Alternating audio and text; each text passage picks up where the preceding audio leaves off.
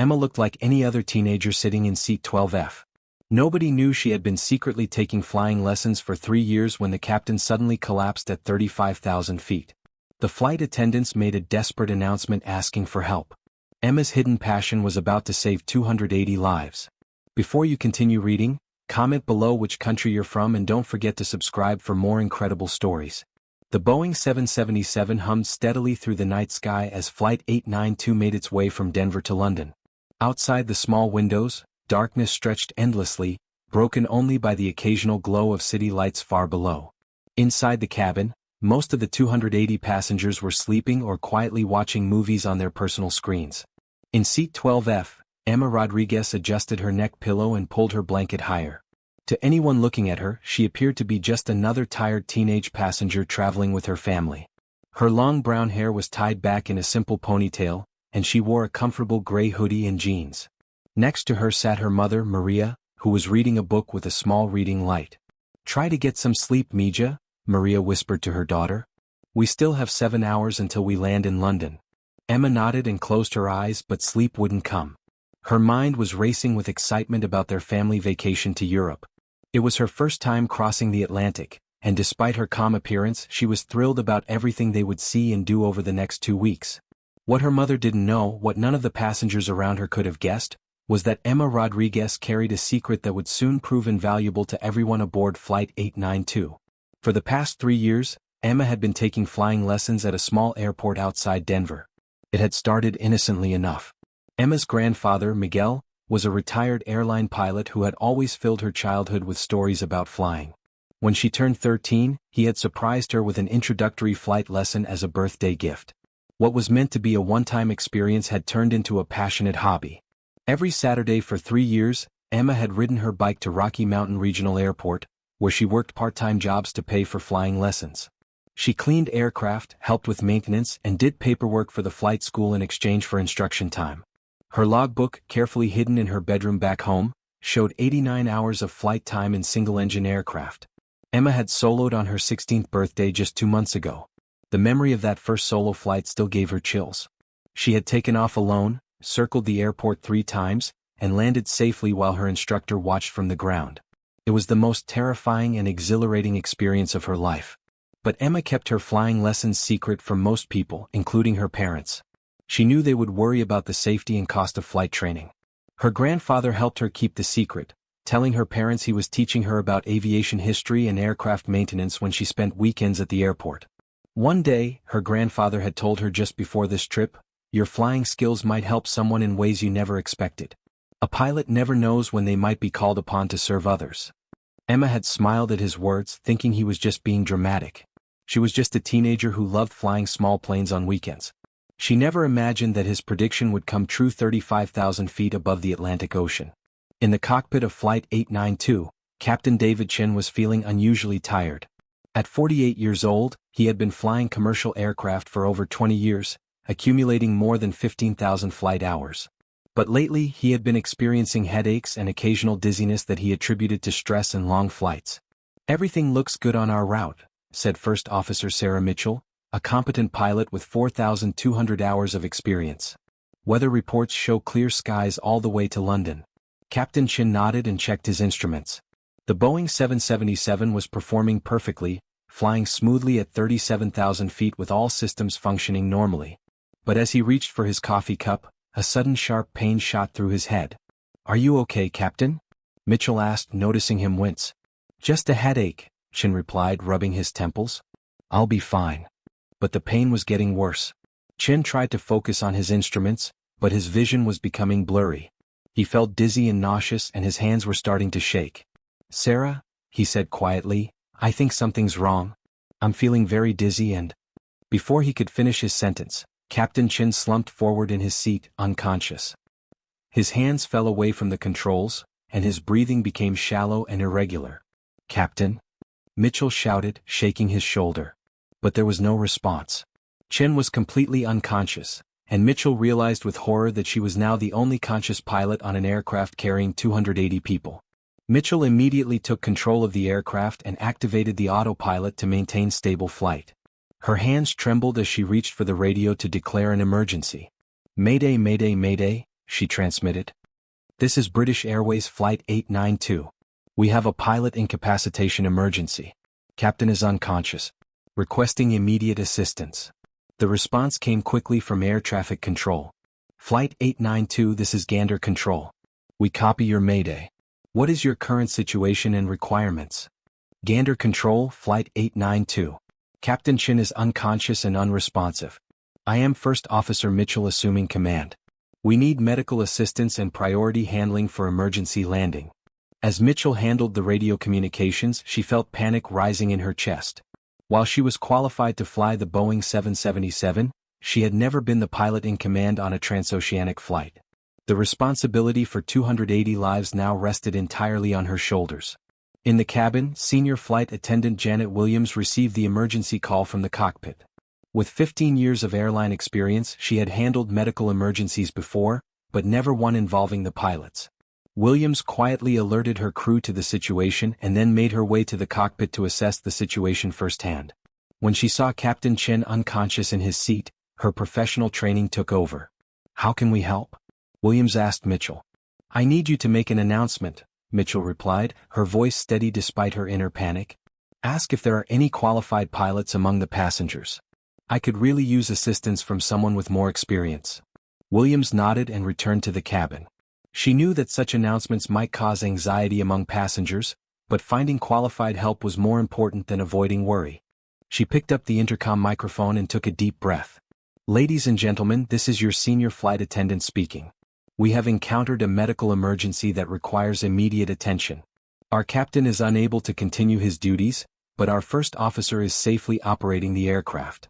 A murmur of concern rippled through the cabin as passengers began to wake up and pay attention to the announcement. "If there are any qualified pilots among our passengers, commercial pilots, military aviators, flight instructors, or anyone with significant aviation experience, please press your call button immediately.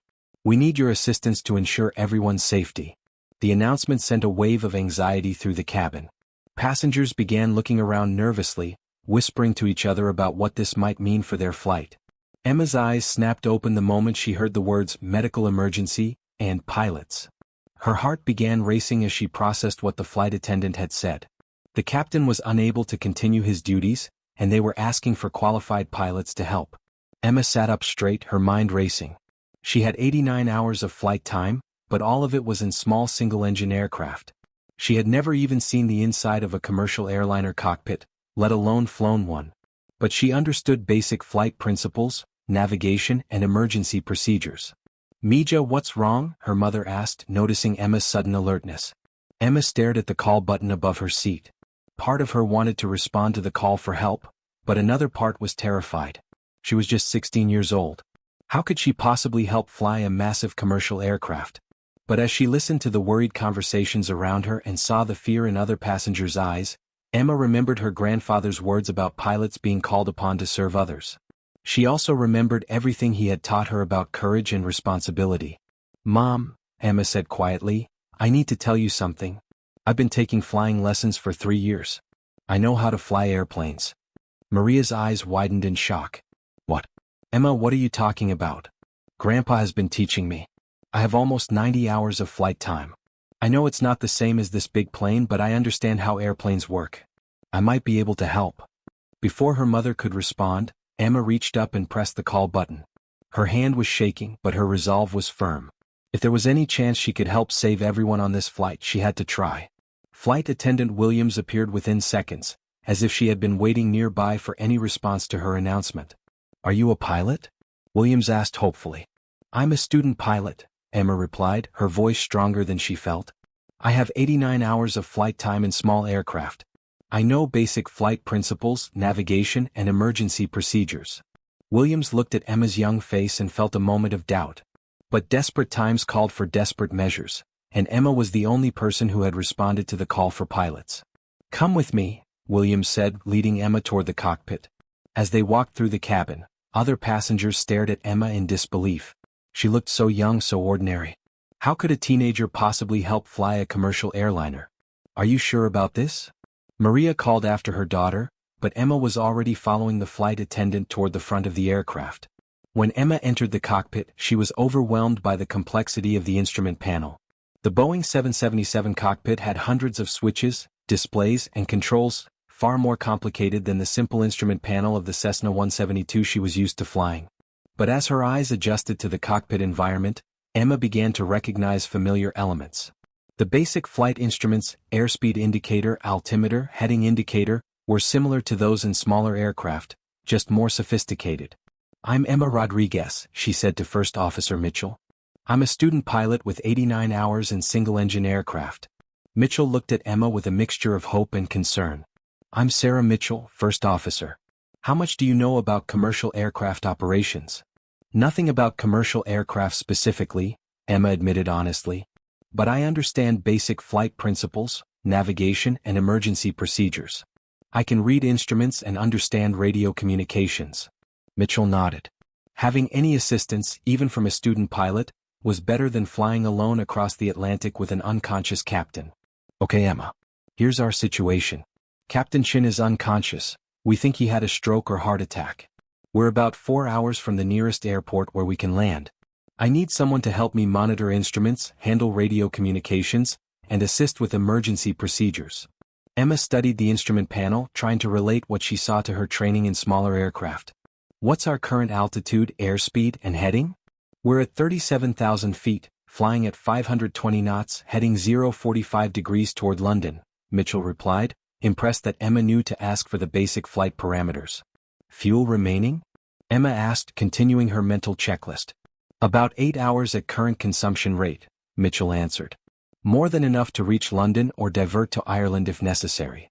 Emma felt some of her nervousness fading as she focused on the technical aspects of flying. "What can I do to help?" Mitchell explained that she needed Emma to monitor certain instruments while she handled the primary flight controls and radio communications. Emma's job would be to watch for any changes in engine parameters, fuel flow, or system warnings and report them immediately. "I've never seen instruments this complex," Emma said, "but I understand the basic principles. Just show me what to watch for." For the next hour, Mitchell taught Emma how to read the Boeing 777's instrument displays. Emma proved to be a quick learner, asking intelligent questions and demonstrating a solid understanding of basic flight concepts. "You're doing great," Mitchell told her. "Your grandfather taught you well." Emma smiled, thinking of Miguel and wishing he could see her now. "He always said that flying skills are universal. The principles are the same whether you're in a Cessna or a Boeing." As they flew through the night, Emma and Mitchell worked together to monitor the aircraft's systems and maintain communication with air traffic control. Emma's young mind absorbed information quickly, and she soon became comfortable with the cockpit environment. But their biggest challenge was still ahead. Eventually, they would have to land the aircraft, and that would require skills that Emma had never practiced in anything larger than a Cessna 172. "Emma," Mitchell said as they flew over the Atlantic, "I need to ask you about landing experience. Have you ever landed an aircraft in challenging conditions?" Emma thought about her training. "I've landed in crosswinds at night, and during my first solo flight. My instructor always said that a good landing starts with a good approach. The principles should be the same, right?" "The principles are the same," Mitchell agreed, "but the scale is much different. This aircraft weighs 300 times more than a Cessna, and will be approaching at much higher speed." As dawn began to break over the Atlantic, Captain Chin started to show signs of regaining consciousness. Dr. Patricia Lawson, a passenger who had volunteered to provide medical care, reported that his vital signs were stabilizing. "He's waking up," Dr. Lawson announced from behind the captain's seat. "But he's very confused and disoriented. I don't think he should resume flying duties." Mitchell nodded. Even if Captain Chin regained consciousness, it would be unsafe for him to resume control of the aircraft in his current condition. "Emma," Mitchell said, "it looks like we're going to see this through together. Are you ready to help me land this aircraft?" Emma looked at the instrument panel, then out at the sunrise painting the sky in brilliant colors. She thought about her grandfather, her flying lessons, and all the people counting on them to get safely to the ground. "I'm ready," she said, and meant it. Air traffic control began giving them vectors for their approach to London Heathrow Airport. Emergency crews were standing by, and the airport had cleared other traffic to give Flight 892 priority. Flight 892 London approach. Turn left heading 270, descend and maintain 10,000 feet. Weather is calm winds, visibility 10 kilometers, ceiling broken at 3,000 feet. Left 270 down to 10,000, Mitchell acknowledged, beginning their descent toward London. Emma watched the altitude decrease steadily as they descended through the clouds. The instrument panel was a constant display of information: airspeed, altitude, heading, engine parameters, fuel flow. It was far more complex than anything she had experienced, but the basic principles of flight remained the same. "There's the airport," Mitchell announced as they broke through the clouds at 3,000 feet. Emma looked ahead and saw the sprawling complex of London Heathrow Airport. Multiple runways stretched across the landscape, with the distinctive parallel approach paths clearly visible. Flight 892, cleared for ILS approach runway 27 left. Emergency vehicles are standing by. Mitchell began configuring the aircraft for landing, lowering the landing gear, extending the flaps, reducing airspeed. Emma watched every action, understanding the purpose of each configuration change. "Airspeed 180 knots, rate of descent 700 feet per minute," Emma reported, reading the instruments as Mitchell had taught her. "Perfect," Mitchell replied. "You're doing exactly what I need." As they flew down the approach path toward runway 27 left, Emma felt a mixture of terror and excitement. In just a few minutes they would either land safely or... she didn't want to think about the alternative. 1,000 feet above minimums, Emma called out, continuing to monitor their approach. 500 feet, runway in sight, Mitchell announced. Emma could see the runway clearly now, a long strip of concrete growing larger in the windscreen. Emergency vehicles were lined up along the sides, ready to respond if needed. 100 feet, 50 feet, 30 feet, Emma called out their altitude as they approached the runway. The main landing gear touched down first with a firm thud, followed immediately by the nose gear. They were on the ground. Mitchell deployed the thrust reversers and applied the brakes, bringing the massive aircraft to a safe stop on the runway. "Flight 892, welcome to London," the control tower announced. "Outstanding job, crew." The cabin erupted in applause as passengers realized they had landed safely. Emma slumped back in her seat, exhausted but triumphant. She had just helped land a commercial airliner with 280 people aboard. "Emma," Mitchell said, reaching over to shake her hand, "you just proved that courage and knowledge can come from the most unexpected places. Your grandfather would be very proud." Captain Chin, now conscious but still weak, looked at Emma with amazement. "You're just a teenager. How did you know how to help fly this aircraft?" "My grandfather taught me that flying is flying," Emma replied simply. "Whether it's a small plane or a big one, the principles are the same. You just have to understand what the airplane is telling you and respond accordingly." As paramedics helped Captain Chin off the aircraft and passengers began deplaning, many stopped to thank Emma for her role in bringing them safely to London. "I can't believe a 16-year-old helped save our lives," said one passenger, a businessman who had been sitting near Emma's family. "Age doesn't matter when someone has the knowledge and courage to help others," Emma replied, wisdom beyond her years showing in her voice. Her mother, Maria, was waiting at the gate with tears in her eyes. "Mija, I can't believe what you did. I'm so proud of you, but I'm also angry that you kept your flying lessons secret." Emma hugged her mother tightly. "I'm sorry I didn't tell you, Mom. But Grandpa taught me that sometimes we have skills that we don't know we'll need until the moment comes to use them." The story of Flight 892 spread quickly through the aviation community and international media. A 16-year-old student pilot had helped land a commercial airliner in an emergency, saving 280 lives through quick thinking and basic flight knowledge. Aviation experts were amazed by Emma's performance. "She demonstrated that fundamental flight skills are universal," said Captain Robert Turner, a training instructor for British Airways. Her knowledge of basic flight principles, combined with her calm demeanor under pressure, made her an invaluable assistant during the emergency. Emma's flying instructor back in Denver was contacted by reporters and expressed his pride in his student. "Emma always showed exceptional understanding of flight principles," he said. "She asked intelligent questions and practiced until she got everything right. I'm not surprised she was able to help in this situation." But Emma herself remained humble about her role in the emergency landing. "First Officer Mitchell did all the hard work," she insisted. "I just helped monitor instruments and provided an extra pair of eyes. Any pilot would have done the same thing." 2 weeks later, after their European vacation was complete, Emma and her family returned to Denver. She was greeted at the airport by her grandfather Miguel, who had tears in his eyes as he hugged his granddaughter. "I always knew your flying skills would serve you well someday," he said. "But I never imagined it would happen so dramatically." "You were right, Grandpa," Emma replied. "You said a pilot never knows when they might be called upon to serve others. I just never thought it would happen when I was a passenger on someone else's airplane." Emma's experience on Flight 892 changed her life in many ways. She received offers for scholarships to aviation programs, invitations to speak at pilot conferences, and recognition from aviation organizations around the world. But more importantly, the experience gave her confidence in her abilities and confirmed her passion for aviation. She decided to pursue a career as a commercial pilot, inspired by First Officer Mitchell's professionalism and Captain Chen's years of experience. That night over the Atlantic taught me that flying isn't just about knowing how to operate an aircraft, Emma reflected months later. It's about being prepared to help others when they need it most. It's about staying calm under pressure and using your knowledge to serve something bigger than yourself. Emma continued her flight training with renewed dedication. She earned her private pilot license on her 17th birthday and began working toward her commercial pilot license.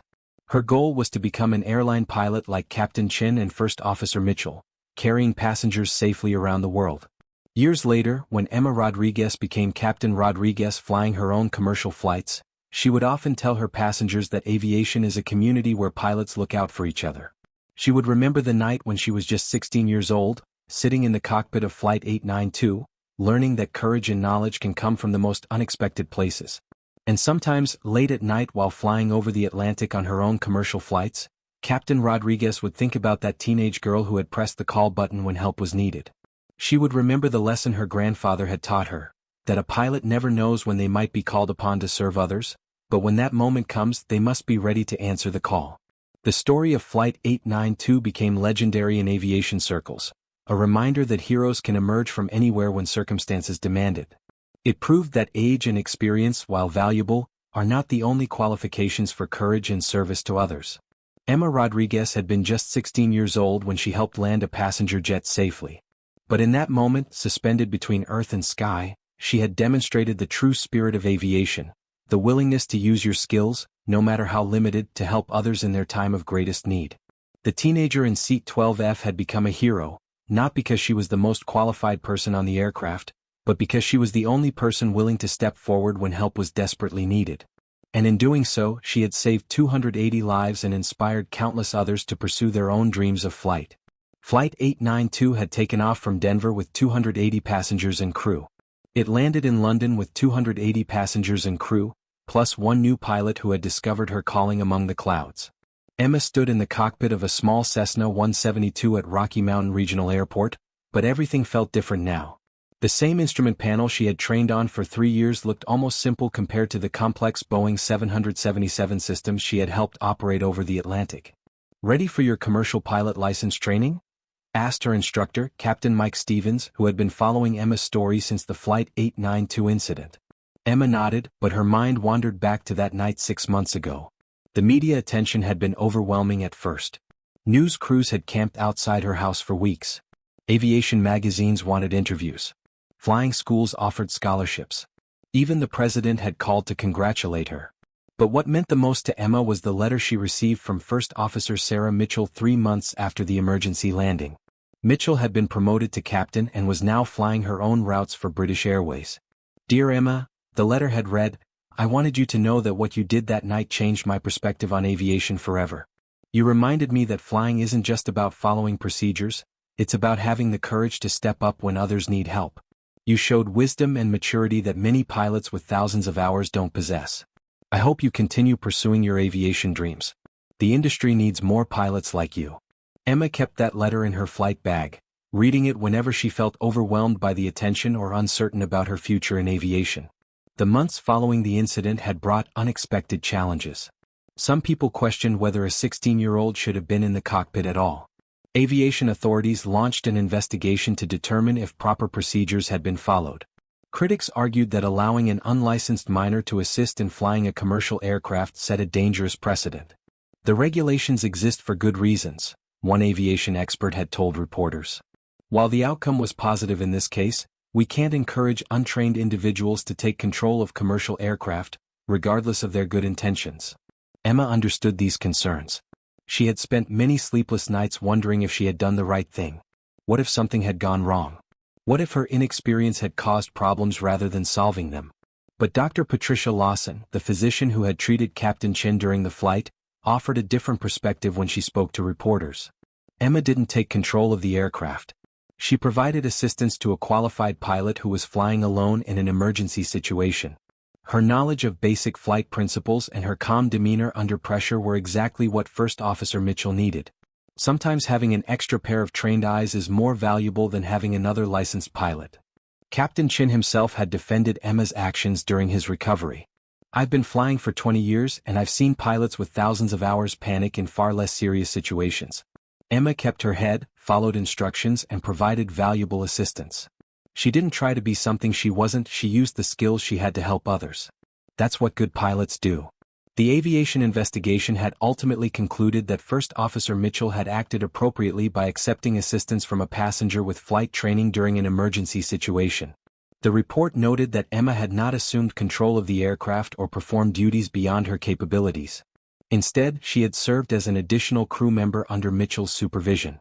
As Emma progressed in her flight training, she began to understand the full complexity of what had happened that night. She realized how much she hadn't known about commercial aviation systems, procedures, and regulations. The experience had given her tremendous confidence, but it had also shown her how much she still needed to learn. Flying that Boeing 777 was like playing a symphony on a piano when I only knew how to play simple melodies, Emma explained to a group of young aviation students during a speaking engagement. "I could read the music and understand the basic principles, but I had so much more to learn about the instrument itself." Her grandfather Miguel had become something of a celebrity himself after the Flight 892 story broke. Aviation journalists wanted to interview the man who had taught the teenage hero to fly. Miguel handled the attention with characteristic humility. "I taught Emma the basics of flying," he told one reporter. But what she showed that night, the courage, the wisdom, the willingness to help others, that came from her own character. You can teach someone to fly an airplane, but you can't teach someone to be brave when it matters most. Emma's relationship with her parents had evolved as well. The secret flying lessons had initially caused tension in the family. Her mother, Maria, struggled with feelings of betrayal and worry about the risks Emma had been taking without her knowledge. "I was angry at first," Maria admitted during a family interview 6 months after the incident. "Not because Emma had helped save those people, but because she had been keeping such a big part of her life secret from us. I worried about what other secrets she might be keeping." But the family had worked through these issues with the help of counseling and open communication. Emma's father, Carlos, who had been working overseas during the Flight 892 incident, returned home to find his daughter transformed from a typical teenager into a young woman with a clear sense of purpose. "The hardest part," Carlos said, "was realizing that our little girl had grown up enough to make life and death decisions for 280 people. As a parent, you want to protect your children from that kind of responsibility. But Emma showed us that sometimes our children are ready for more responsibility than we think they can handle." The scholarship offers had been numerous and generous. Major airlines, flight schools, and universities had all extended invitations for Emma to continue her aviation education with full financial support. But Emma had chosen to remain in Denver and continue her training with the same instructors who had taught her the fundamentals. "I learned everything I needed to know about flying from the people at this airport," Emma explained to disappointed recruiters. "I want to complete my training here where it all started. These people believed in me before anyone knew my name." Her decision to stay local had disappointed some aviation industry leaders who wanted to fast-track her career development. But Emma's instructors supported her choice, understanding that she needed time to develop her skills gradually rather than being rushed into advanced programs. "Emma has shown remarkable maturity for her age," said Captain Stevens, who had taken over as her primary instructor. "But she's still a 17-year-old who needs to learn at her own pace. The aviation industry will benefit more from allowing her to develop naturally rather than treating her like a celebrity pilot." The training for her commercial pilot license was significantly more demanding than her previous lessons. Emma studied aerodynamics, meteorology, navigation systems, and federal aviation regulations. She learned about aircraft performance, weight and balance calculations, and emergency procedures for various aircraft types. But the most valuable part of her training was learning to make decisions as pilot in command. During her student pilot training, her instructor had always been there to correct mistakes or take control if necessary. Now she was learning to fly as the final authority for aircraft safety, responsible for every decision made in the cockpit. "The hardest thing about becoming a professional pilot," Captain Stevens explained during one lesson, "isn't learning to fly the airplane. It's learning to make good decisions under pressure, especially when you don't have complete information." Emma thought about this advice often, remembering the night over the Atlantic when she had to make quick decisions based on limited knowledge. She realized that her experience on Flight 892 had given her a head start in understanding the weight of pilot responsibility. Her flying skills improved rapidly under intensive training. She practiced instrument approaches in low-visibility conditions, learned to handle aircraft emergencies, and studied the complex systems of larger aircraft. Each lesson built upon her existing knowledge while expanding her capabilities. The emotional impact of the Flight 892 experience continued to influence Emma's development as a pilot. She carried a deep sense of responsibility for passenger safety that went beyond what most student pilots experienced. Every training flight reminded her of the 280 people who had depended on her assistance that night. "I never want to be in a situation where I'm not prepared to help," Emma told her instructor during a particularly challenging lesson on emergency procedures. "Those people trusted me with their lives. I have to make sure I'm worthy of that trust if it ever happens again." This sense of responsibility drove Emma to excel in her studies, but it also created pressure that sometimes interfered with her learning. Her instructors had to help her understand that perfection wasn't achievable in aviation. The goal was to be as prepared as possible while remaining calm and adaptable when unexpected situations arose. As Emma's 18th birthday approached, she began making plans for her career in commercial aviation. Several airlines had already expressed interest in hiring her once she completed her training and met the minimum experience requirements. Her story had made her one of the most recognizable aspiring pilots in the industry. But Emma remained focused on the fundamentals of flying rather than the celebrity aspects of her situation. She understood that her experience on Flight 892 had opened doors, but her future success would depend on her skills, professionalism, and dedication to safety. That night over the Atlantic was just the beginning, Emma reflected during a quiet moment at the airport where her aviation journey had started. "It showed me what I want to do with my life, but now I have to put in the work to earn the right to do it professionally." Her grandfather Miguel, now in his 70s but still sharp and energetic, continued to be her strongest supporter and wisest advisor. He had watched his granddaughter transform from an eager 13-year-old taking her first flying lesson into a mature young woman with a clear vision for her future. "The most important thing I taught Emma," Miguel said during one of their frequent conversations at the airport, "wasn't how to fly an airplane. It was to understand that being a pilot means serving others. Everything else, the technical skills, the procedures, the regulations, those are just tools for serving that higher purpose." As Emma looked toward her future in aviation, she carried with her the lessons learned during those terrifying and exhilarating hours aboard Flight 892. She had discovered that courage wasn't the absence of fear, but the willingness to act despite fear when others needed help. The teenager who had pressed the call button that night had grown into a young woman who understood the true meaning of aviation, not just the mechanics of flight, but the responsibility that comes with the privilege of carrying people safely through the skies. Flight 892 had changed everyone aboard that aircraft, but perhaps none more than Emma Rodriguez, who had discovered her calling among the clouds and was determined to spend her life living up to the trust that 280 strangers had placed in her on one extraordinary night over the Atlantic Ocean.